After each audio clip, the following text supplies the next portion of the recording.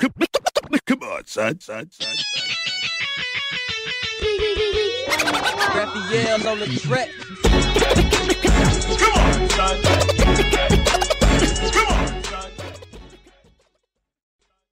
What up, y'all? This is Ed Lover. It's time for another Come On, Son, the podcast brought to you by CigarsInternational.com. Go to CigarsInternational.com for all your cigar needs. Okay, I just got some new stuff from CigarsInternational.com, and that Espinosa Comfortably Numb is an absolutely wonderful smoke. So if you're into the cigar world and the cigar lifestyle, you're listening to this podcast, go to CigarsInternational.com. All right, and when you check out, put in my promo code ED10OFF. That's ED10OFF to get 10% off your total purchase. That's all you have to do. CigarsInternational.com, and also locally by Nissan South Morrow, 6889 Jonesboro Road.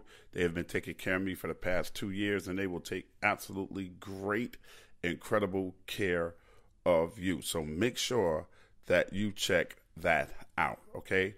Understand exactly where we're coming from. Check it out. Check it out. CigarsInternational.com, ED10OFF, and also Nissan South Morrow right here in Georgia, 6889 Jonesboro Road. As I trek on with my journey through life, I often reflect on a lot of things, and one of the questions I always ask myself is why me?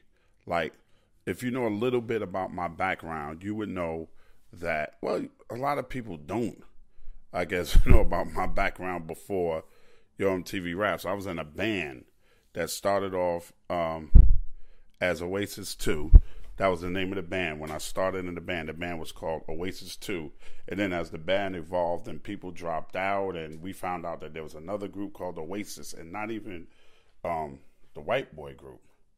That wasn't even the group that I'm referring to. It was another group called Oasis that was a top 40 band like we were. I was a trumpet player. Not a really good one, but a decent trumpet player in this group of a lot of guys. A lot of them I'm still friends with to this day. But that was my early beginnings. And my early beginnings in music from the time that I was in school was I played trumpet, funk, a little bit of jazz and classical. You know, the stuff you usually learned in school before they took the music programs out of school. Well, that's what I did. I played music. And when I got out of school, all the way through junior high school, all the way through high school, pretty much in the bands in school and an outside band. And the outside band was called Oasis 2, later on known as the Function Freaks, later on developed into a 3-man rap parody group called No Face. And we had a label under Def Jam. Def Jam had Rush Associated labels, and we had a label. I don't want to dig too deep into that part, but it just seems like throughout my life, I have always been blessed. All the time. Like, my whole life, like, whenever I've had a down period in this business, something and it always came and blessed me. It's always been a higher power looking out for me. I've always been blessed. And as I move on now to my new trek on to Chicago and the new station, y'all hearing it first. I'll be working in Chicago on the radio station 104.3 Jams in Chicago. In the morning, the Ed Lover Show is coming soon. So if you live in Chicago or you know somebody in Chicago, tell them they'll be hearing me very soon, every morning on the airways. I have been blessed. This has been another down period for me in my life. And every time I get to that point where even financially, I don't have a lot of money, God always finds a way to bless me. I don't know what it is. I don't know what I've done, but I've always gotten blessed. I remember one time when I was in the band, and we used to go to rehearsal at my man's house all the time, my man Shah. We used to always rehearse at Shah House. And our keyboard player, Bush, was always one of the first guys at rehearsal. Always one of the first, and probably the best musician we had, probably next to our guitar player, T-Bird. He was a really, really good musician, and still a great musician to this day. And and he was late. And we were all looking for him like, yo, this ain't like Bush. Like, where's Bush? Like, why isn't Bush here? It's not like Bush to be late. And he came downstairs, and he kind of hesitated when he came down to the basement, because we used to rehearse in my man's basement. He kind of hesitated, and everybody was like, yo, Bush, come on, man, get on your keyboards. Yo, let's get it. We got rehearsal to do. We got gigs coming up. We need new songs that we working on. We need to get this stuff right. We're a top 40 band. So whatever was hot on the radio, from Prince to Michael Jackson to Rick James, Confunction, Earth, Wind and Fire, the Barcades, that's kind of stuff that we were playing in those days, in that time. So he came downstairs and he said he quit. And he's standing on the staircase, and everybody looks at him and goes, you quit, man, what's the deal? Why you quit? And he pulled out a piece of paper from his back pocket, and I'll never forget this as long as I live. And the first thing that was on the paper, number one, he had reasons why he was quitting. And the number one thing that was on that piece of paper was, Ed has no talent. I remember him saying that. Now, I wasn't the best singer. Damn near surely wasn't the best musician in the group. But I did have a lot of personality and a lot of drive.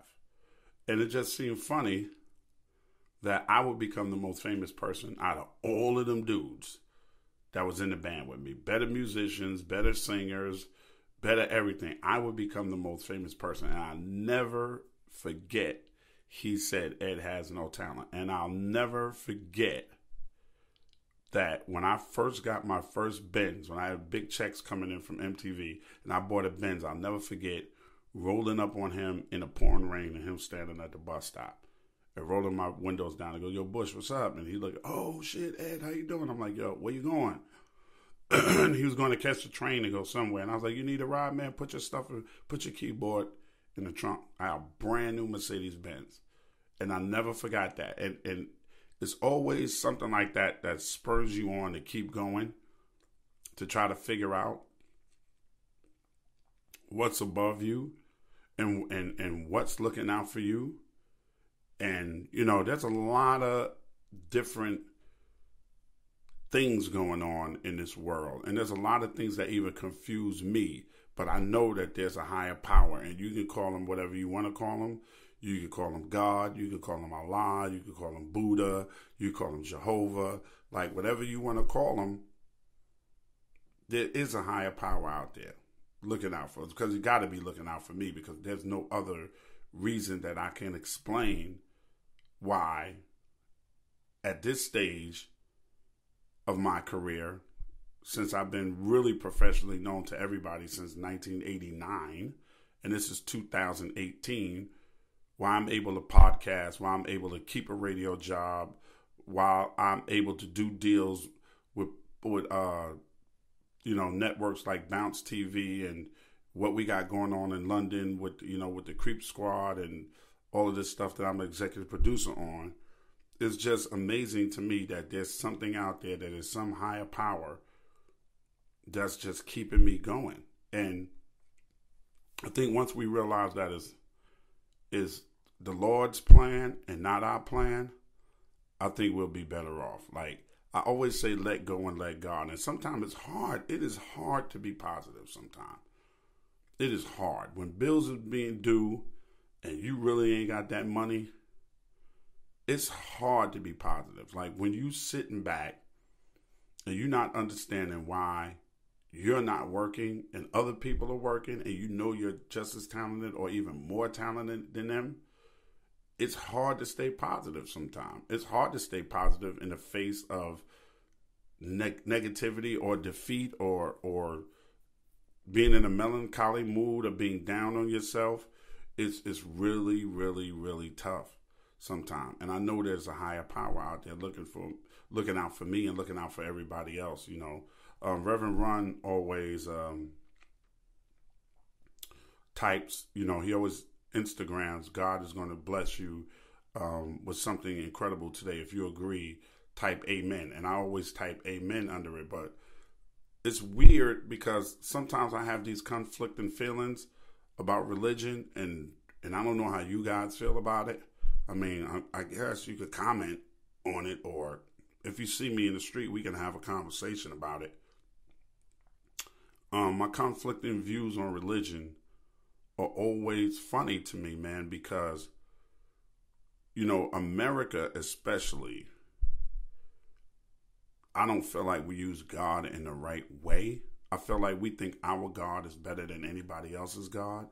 And to be a God-fearing and God-loving person, I don't think that you can put your religion in front of anybody else's religion. Like right now in this country, we have this innate fear of Muslims in the Muslim religion. It's look, man, Hitler did that with the Jews.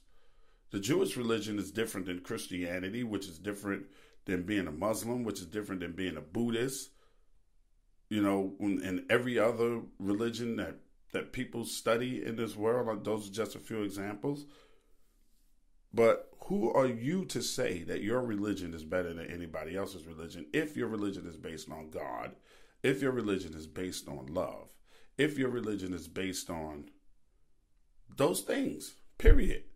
Not even what your scripture says, but just based on God and love, and no matter what you want to call them, how do you stand there and say that your religion is better than anybody else's religion? Like, there's been so much fighting in this world that America has been a part of based on religion, and all over everywhere. Like you Shiite Muslims versus Sunni Muslims. Like, how could you both agree with Allah being the greatest, and that's what the Muslim religion is based on, right? If you know anything about religion, you know that the Muslim religion is kind of like double Dutch. When you were a kid, like somebody would be, well, I'm first, and somebody would be like, I'm zero, and somebody else would be like, I'm God, no higher.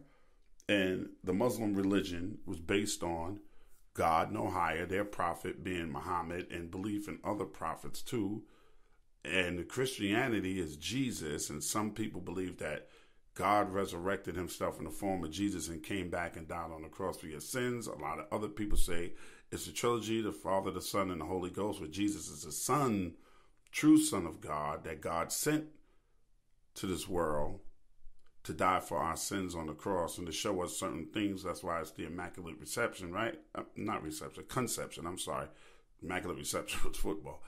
Franco Harris back in the days. Immaculate Conception with Mary, right? So we differ in the way the scriptures think. The Quran versus the Bible versus the Torah or whatever you want to use, but isn't the concept the same of God?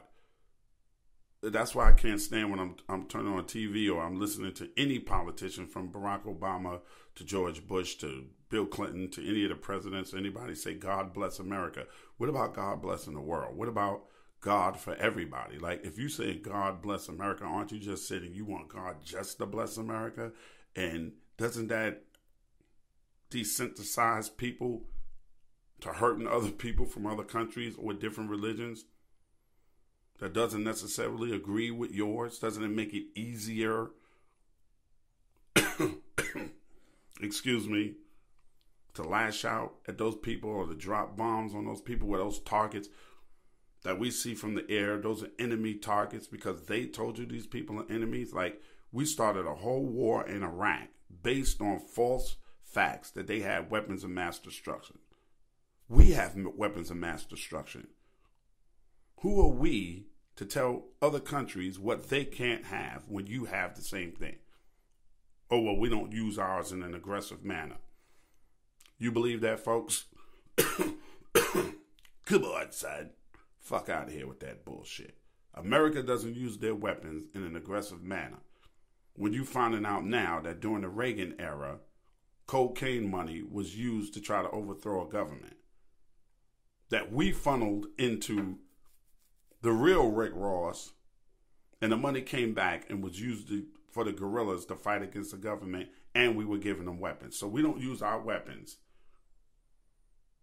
in an aggressive manner. We've done it plenty of times and continue to do it. Excuse me.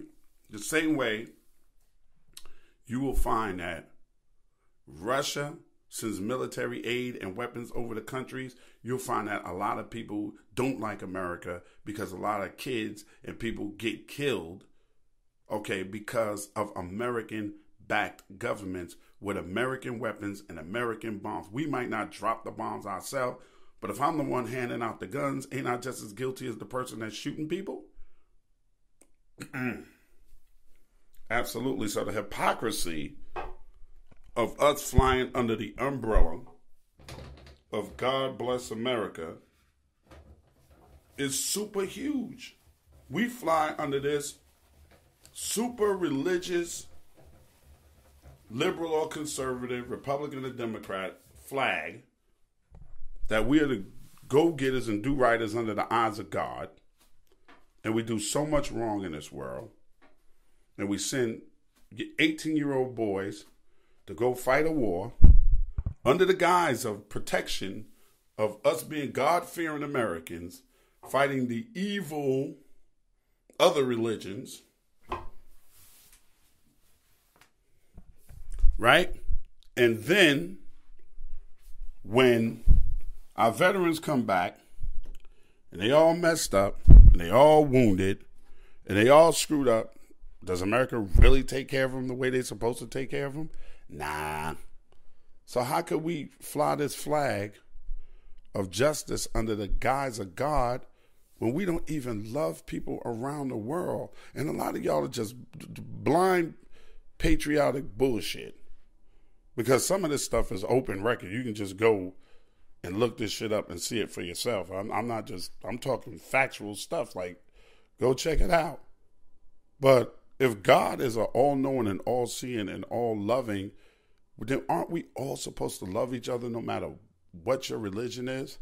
If God is looking out for me, and he has on many occasions, God should look out for everybody too. But everybody got these different religions. You can't, women got to walk behind. Like, how could you have a religion like being a real true Muslim based on what God is, and God is love, and love is for everybody, and then oppress women? Like, this doesn't make any sense. So you writing the doctrine on the way you want to perceive it, but God doesn't have his doctrine written that way. No man is more or less than any other man. That's the way it's supposed to be. And then you wonder why God keeps continue to bless you, because you got to keep praise.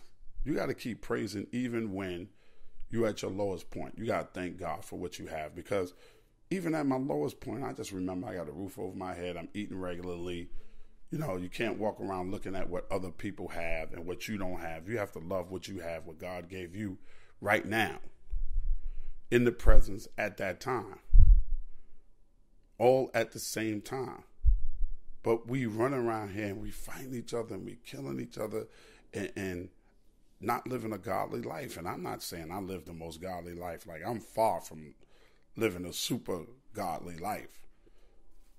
But as a country and as America, you can't play around like that.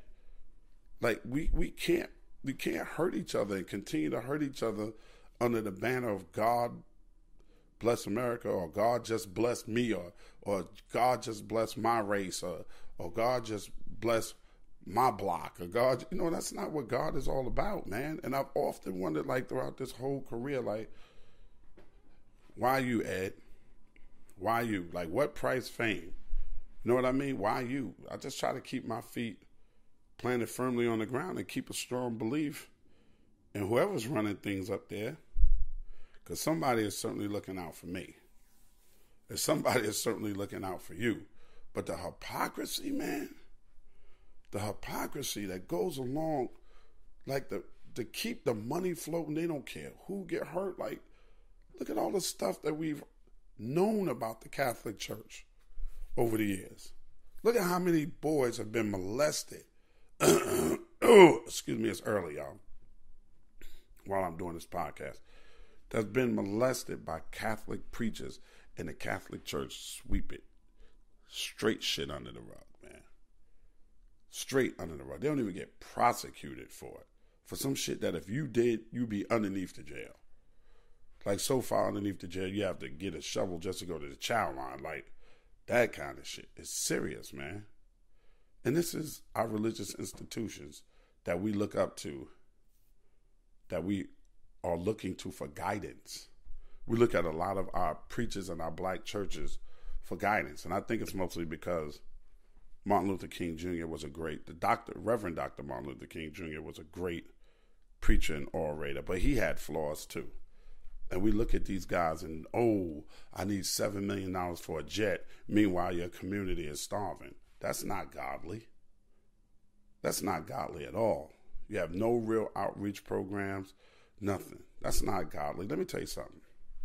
I used to go to this church called Bethesda Missionary Baptist Church in Queens, New York City. Still right there on Jamaica Avenue. As my dad got older, my dad started to really, really try to get his life in order and get right with God. So he was going through Bethesda Missionary Baptist Church all the time. And we started going, just as youngins, we go to the church. We know a lot of people from our block went to that church. So we go to the church every Sunday. We had a good time in the church. My father was diagnosed with cancer. Mind you, he's a deacon in the church. He's tithing his money every week. Deacon in the church, giving his life to Christ and to the church, doing everything for the church. This is why you need to concentrate more on spiritualism and religion within yourself than in a building and a person. Tithing his money. Made good money at the phone company. Got sick. Passed away. That church gave my mother $100. $100. I stopped going to that church and never went back to that church. Even after the pastor died and his son took over, who's a very great preacher who has a great outreach program to the community. Never stepped my foot back in that church after my father's funeral. Gave my mother $100 after all the money and work and everything that my father poured into that church. Left a sour taste in my mouth. Like, are you doing it for your benefit of yourself? Or are you doing it? You're supposed to help your people, your members, if they get sick or if they're struggling. My mother was struggling after my father died. Struggling. You give her $100? Fuck that, y'all. Sometimes that organized religion leave you blind, man. Leave you blind. It's your relationship with God. And it's something that my mother tells me all the time. My mother's almost 80. Wonderful lady, man. Raised us. My dad died when I was 15. I mean, not 15, 18. My dad died when I was 18, so I'm in my 50s. So my guidance was my mom, okay, for all of those years. And my mother always tells me it's about your relationship with God. Even at one time when I was practicing the Muslim religion, and my mother didn't agree with it because she's a Christian, and she feels like the only way through and to heaven is through Jesus. And my argument was always like comparing Jesus to a glass of water that you put in the middle of the road. There's more than one way to get to that glass of water. So as long as I believe in my heart and respect everything, I don't see why my path to the kingdom of heaven can't be different than yours. But the thing that turned me off about the Muslim religion was the way they treat women, and women have to be behind them and pray behind them and all that bullshit. I didn't agree with that. But I agreed with their God no higher theory and everybody else being equal prophets, but they still throw the prophet Muhammad up the way Christians throw the prophet Jesus up. But that's a whole different podcast. But my mother always says to us, it's your relationship with God.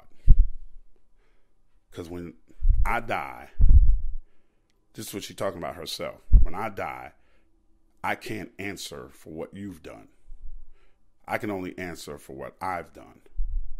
So you have to answer for yourself. So it has to be your relationship with God, not mine, not, my mother's a Christian, or my father was this, my father was that, my father's a Baptist. No, it's Ed Lover's relationship with God, mine and mine alone. So I keep that in mind when people try to throw this, you ain't in church every Sunday, don't you have a church home? It's my relationship with God. It's not yours. It's mine. And it's yours if you're listening to this podcast. It's your relationship with whoever your higher power is. My higher power is God, Allah, Jehovah. My grandmother's Jehovah Witness. I can't say because my grandmother wasn't a Christian, she ain't going to heaven. I'm not the person that can make that call. God can make that call. Seventh-day Adventists, Jewish people. I can't say the Jews ain't going to heaven. I can't say homosexuals ain't going to heaven. Who am I to make that call? I can't say that the dude that killed 17 people in the Parkland High School shooting ain't going to heaven. I can't say the 2 young men from Columbine ain't going to heaven. You can't make that call. God makes the call. Allah makes the call. Jehovah makes the call. Buddha makes the call. Yahweh makes the call. Whatever you want to call God, God makes the call. Why have I been so blessed since 1989? Because I realized God makes the call. It ain't me. It ain't what I want to do. And all the time, we not going to understand God's call. How many people have you lost? How many people have I lost? I don't understand it. But I have to just keep believing that God makes the call. All the trials and tribulations that I've been going through, you going through, my executive producer, Krista, going through, she realizes God makes the call. She got herself right with God. God makes the call. Now she's going with me to Chicago. Praise God. God makes the call, y'all. But we got to use it in the right way. We have to stop using it for self-benefit.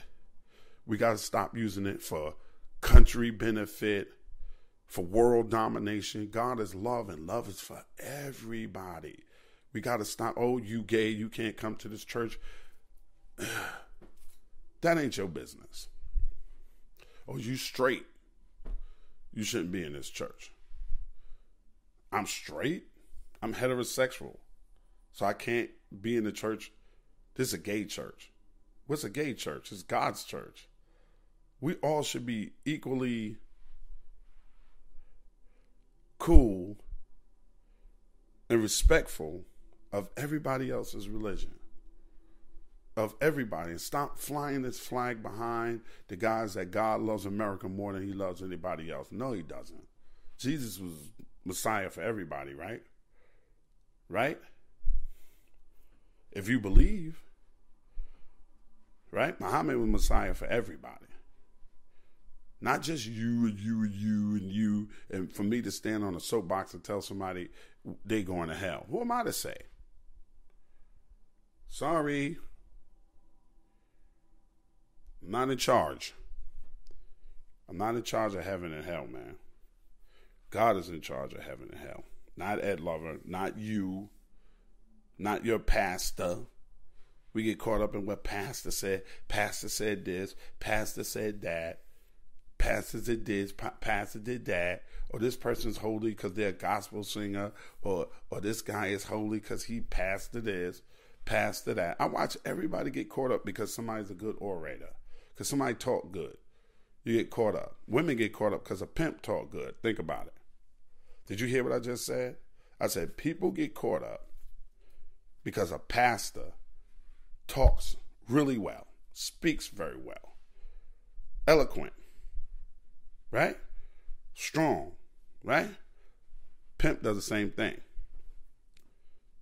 What's the difference between a pimp and a preacher? Sometimes you got to think about that. A pimp is pimping certain women for their money. A preacher's pimping sometimes. Not all. Not all. Not all. But a lot. A pimping thousands of people out of their paper. Then when it comes down to it, you see what they really made of. When you need something, you see what they really made of. But because pastor needs, because of his outreach, right? Because he's traveling a lot. Missionary, going to other countries, spreading the word. Pastor needs a brand new jet because the 4 ain't good enough and the G5 is old. So pastor needs a new jet. Let your lights get turned off in your house, right? Let your mortgage get back 7 months, 8 months. See if pastor pay your mortgage for you. You're getting played. You're getting played, but it's your relationship with God. If that's the way you want to go, fine, but don't come to me when I'm telling you I'm not going that way. Don't come to me looking at me like I'm crazy when I tell you I'm not going that way. I have a personal relationship with God. On my neck it says God first. My personal relationship is mine. It ain't yours. It ain't the government's. It ain't the president's. It ain't Oprah's. Right? It ain't Al-Khalif, Al-Khabib, whoever that is. I just made that name up. It's not his or his wife's. Right? It ain't Mr. Weinstein, the Jewish man. It ain't his relationship. It ain't the Hare Krishna. It's not his relationship. It's my relationship. So let me have my relationship. I know why I've been blessed. I know what I believe. I remember my parents always say, you don't talk politics and religion at the dinner table. Two no topics. You ever want to get into a deep discussion, an argument with people, talk politics or talk religion. Leave that off the table. You can have a nice conversation.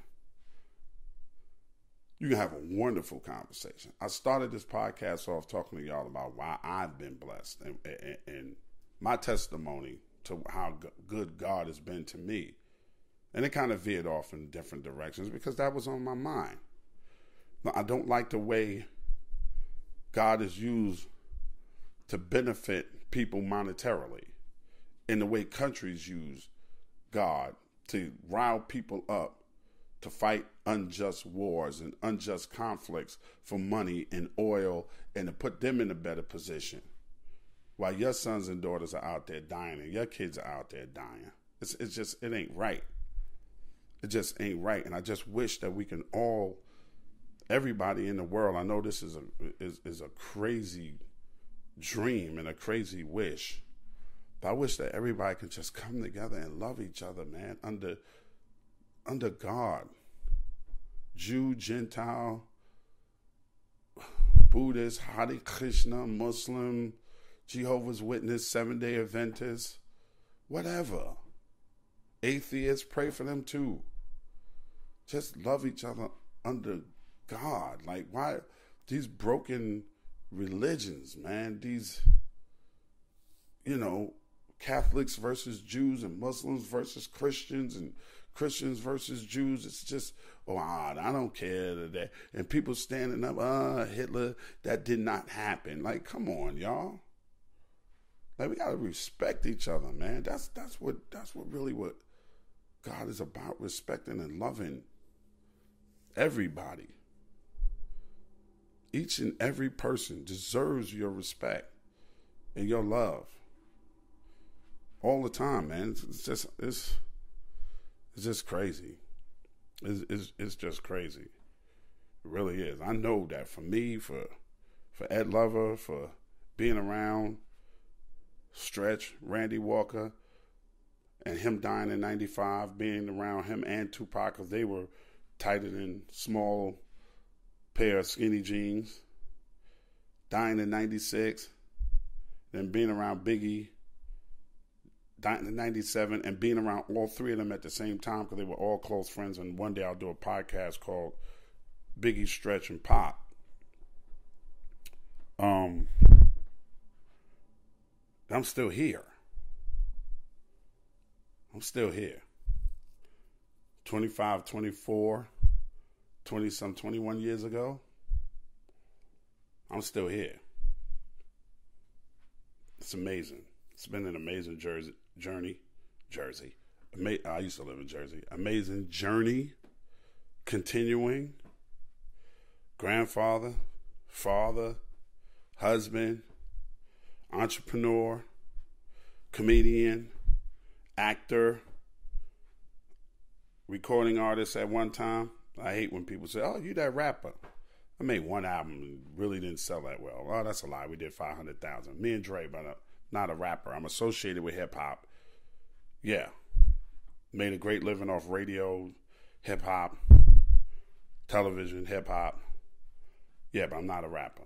I'm not a businessman. I'm a businessman. Love that line, Jay. But that's it, man. That's the secret. Everybody always asks me, how have you been able to manage to reinvent yourself, Come On Son, the podcast, other things that I've been doing. Honestly, y'all, this is the I promise you, this is the hardest thing to do, and it for me too. It takes a lot of practice to let go and let God. It does, because you want to steer things in the direction where you want them to go, and you want to do this and you want to do that. And I'm getting ready to go to Chicago, and my friends are like, "You just got to Atlanta 2 years ago. Why are you going to Chicago? Chill." But this is God put this in front of me. This is my journey. God gave me a shot. I haven't been working with Radio 1 in Atlanta on the air since December. It is March, almost April. So I haven't had a steady paycheck. Like, you know, when I mean steady, like every 2 weeks, like I'm used to getting paid, coming in since then. I think my last check was January 10th was our last check, and it's almost April. And I'm standing around waiting for people who say, "Oh, you're such a great talent," to give me a job in Atlanta. God was like, "Nah." Boop, Chicago. And not only Chicago, but Chicago with more revenue than you were making in Atlanta. How about that, Mr. Lover? So it's God's will. Ain't mine, ain't yours. Isn't mine, isn't yours, to be proper. It's God's will, folks. Stop using it wrong. Practice that, because I'm guilty of using it wrong too. Practice it. It's a practice. Practice smiling a little bit more. Practice laughing about something every day. And practice giving. And because when you give, it comes back tenfold. I'm tell you that. Actual fact. Go in your closet, look for all the old stuff, look at pictures of yourself from 5 years ago. Stop hoarding. Go in your closet, say, "I don't wear this no more, I don't wear that no more, I don't use this no more, I don't use that no more. I really don't need this, I don't need that," and give that shit away. And watch the blessings come. Maybe not when you want it, but when you need it, they're coming. Watch. Give and watch what you get back. You give those blessings, that blessing is coming back tenfold. That's the secret. Stop asking for things you don't need. Stop dwelling on material items. It's just a thing.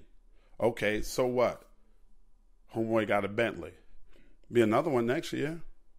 Homeboy got a Murcielago, a Ferrari. A nice, good for him. There'll be another one next year. Homeboy got a Rolex and you got a Timex. Rolex, Timex. Still an X. It's still a watch. It still tells time. There'll be another one next year. And maybe one day you'll get to that point where you can get one yourself. But that's not what makes you who you are. It's not. God makes you who you are. Give it away. Watch it come back tenfold. Clean out. I'm doing it right now. Cleaning out, looking at these clothes like I got to take these to Goodwill or Salvation Army or something, because there's a bunch of stuff I'm not even wearing. Like, why do I have all this stuff? Just so I can say I have it? Why do I have all of these? I don't need 5 pair of black jeans. Like, that's ridiculous. All right, 4 of these is out of here. Why do I need it? You don't. You really don't. Let go and let God. And it's a practice. That's a practice. It's like you have to practice to be fit and healthy and happy. You ain't got to practice to be happy. You ain't got to practice to smile. You ain't got to practice to show some people respect. That should come naturally. But letting go and just allowing God to take over your life. Now, I'm not talking religious fanaticism. I'm not talking about that. I'm talking about just your everyday practice, your spirituality, your connection to God, just to let go and say, okay, I know you got it. I know you got it. Honestly, all my adults out there, how many times have you gone out and gotten washed, and I mean drunk, and got behind the wheel of the car and made it home safely? Who did that? You did it? Or did God spare you the blue lights behind you and the lockup and the DUI and the $10,000 court case and all that? Who did that? How many times have you just went past somewhere and then there was an accident behind you and somebody died and you was like, man, I was just right there. God did that. You got to let go and let God, y'all. And it's a hard thing and it's a practice, but you got to keep practicing it till you get it right. All of us are sinners. Nobody's free from sin. I'm not free from sin. You're not free from sin. Your pastor ain't free from sin. But that's not an excuse.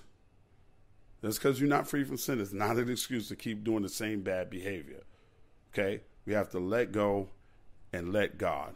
My blessings to you. When you see me, you be like, hey, God bless you. I take that seriously. I really take those blessings that you throw on me seriously, because I think that has a part of it. When you say God bless you, just man, God bless you, bro. I think, boom, God looks at that person and throw a blessing their way. Serious business, y'all. Let go, let God. Practice. And remember, it's not your plan. It's your God's plan, whatever you call your God. I'm not here to judge you. It's your God's plan. It's not your plan. So be good to each other. All right? It's been Ed Lover. Good, son. The podcast.